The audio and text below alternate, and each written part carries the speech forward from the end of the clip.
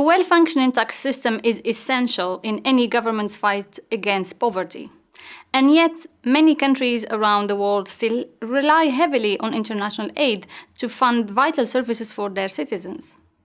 Aid flows will never be enough to sustainably fund these services. The United Nations has made it clear that to tackle these issues, developing countries need to widen their revenue bases, improve tax collection, and combat tax evasion. But the irony is, implementing these essential reforms requires money and expertise.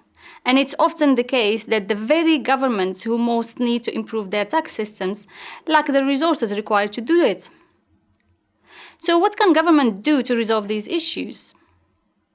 In the past, the gap has been filled by support from donor agencies, international organizations, but only with very limited input from the private sector.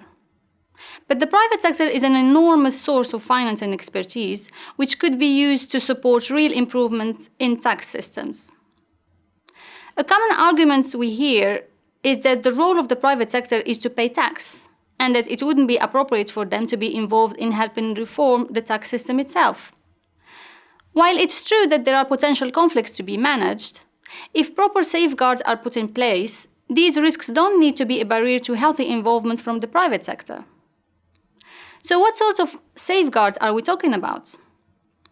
By being open and transparent about their actions, putting strong risk management procedures in place, working together in a more formalized way, or teaming up with the wider community of development actors, corporates can overcome these barriers.